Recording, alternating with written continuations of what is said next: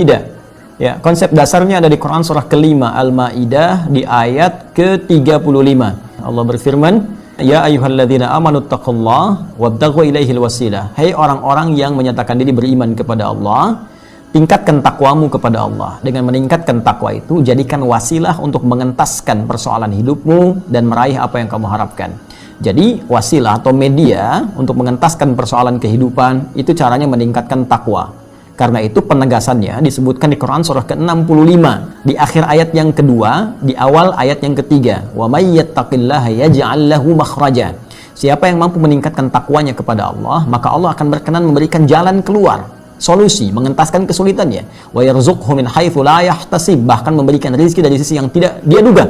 Bahkan seterusnya, yaj'al lahu min amri yusra, menjadikan hidupnya menjadi lebih mudah, nyaman, hilang sulitnya. Yusra lawannya usra. Ketika yusra muncul, usranya hilang, kan? Nah, jadi cara kita mengentaskan kesulitan itu dengan meningkatkan takwa. Takwa, cara meningkatkannya banyak amalannya.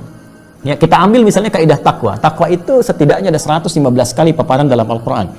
Di antara yang pertama memaparkan sifat orang takwa di Al-Baqarah di ayat kedua sampai 5. Dzalikal kitabu la raiba fihi hudal lil muttaqin. Semua isi Al-Qur'an jangan pernah diragukan, menjadi petunjuk bagi orang takwa. Siapa orang takwa? Apa amalannya? Ayat 3. Alladzina yu'minuna bil ghaib, yaitu orang yang sering mengupdate imannya, di-upgrade. Dia tingkatkan terus. Bagaimana caranya? Wa yuqimunas shalah. Dia tingkatkan salatnya. Jadi ternyata salat bagian dari amalan takwa. Takwa bisa mengentaskan persoalan. Jadi salat itu wasilah terbaik tanpa biaya yang bisa menghilangkan kesulitan kita. Karena itu panggilan pertama sholat, panggilan mengentaskan kesulitan. Buka Quran surah kedua ayat ke-45. Ya, wasta'inu bis-sabri was-shalah. Kalau engkau punya persoalan, maka terima dulu dengan sabar masalah itu, karena yang lain pun punya masalah. Kamu akan sukses. Setelah itu, was-shalah, minta solusinya lewat sholat. Karena itu dalam semua bacaan sholat isinya doa semua. Bahkan boleh kita meminta dalam sujud. Ya, walau dalam sholat fardu saya memilih tidak dilafadzkan, dalam hati kita minta. Ya, iman kita dipertaruhkan. Al-Baqarah ayat 153, ya, ayat 153. Ya ayyuhalladzina amanu ista'inu bis-sabri was-shalah. Hei, kalau kamu nggak yakin iman kamu di mana, kata Allah. Hei orang beriman, terima persoalan dengan sabar, minta solusi lewat salat. Karena itu kita minta, iyyaka na'budu wa iyyaka nasta'in. Ya Allah, aku sekarang ibadah salat, aku sekarang punya masalah, aku minta solusi ya Allah. Maka lihat hadis qudsi jawabannya. Hadza baini wa baina 'abdi wa li 'abdi masal. Kata Allah, ini perjanjian antara aku dengan hambaku. Kalau hambaku benar salatnya, aku tuntaskan, aku berikan semua permohonannya. Satu salat. Dan salatnya bentuknya jama' di situ, teman-teman sekalian. Ya, bentuk mufrad yang bermakna jama'. Wa yuqimunas shalah. Alif lam shad lam wawu ta marbutah. Ya. Ya, kalau bentuknya jama' dalam konteks luas artinya bukan fardu saja. Mulai tahajudnya kerjakan. Konsisten tahajud, teman-teman. Itu Allah berjanji, dengan Anda menunaikan tahajud diberikan 4 hal. Salah satunya dientaskan dari segala kesulitan. Ya, Quran surah ke-17 ayat 79 sampai 81. Wa minal laili fatahajjad bihi nafilatan laka, ya, asa ayyab'atsaka rabbuka maqaman mahmuda. Allah angkat nanti karir Anda.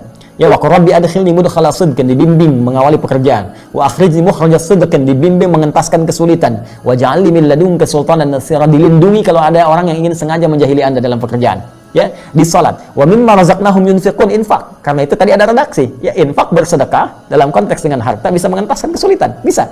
Ada teorinya itu. Ya, bahkan ada keterangan-keterangan yang disampaikan dari ulama bersanad kepada Rasulullah sallallahu alaihi wasallam. Walladzina yu'minuna bima unzila ilaik, interaksi dengan Al-Qur'an. Al-Quran membuka semua hal kesulitan. Kalau Anda sedang gelisah, punya masalah, alih-alih bikin status ya di media sosial, ambil wudhu, buka mushaf, baca. Itu saat baca minimal Allah tanamkan ketenangan dalam jiwa. Sehingga dengan tenang itu kesulitan mudah untuk dientaskan. Jadi bisa dengan sholat, ya, bisa dengan infak, sedekah kalau ada harta, bisa juga dengan Al-Quran, menghafal Al-Quran, memahami, membaca, diikhtiarkan untuk mendapatkan solusi dari Allah Subhanahu wa Ta'ala. Demikian segala dalil yang tertuang dalam Al-Quran. Semoga dengan itu Allah memudahkan kita untuk mengamalkannya. Itu intinya. Wallahu ta'ala a'lam bishawab.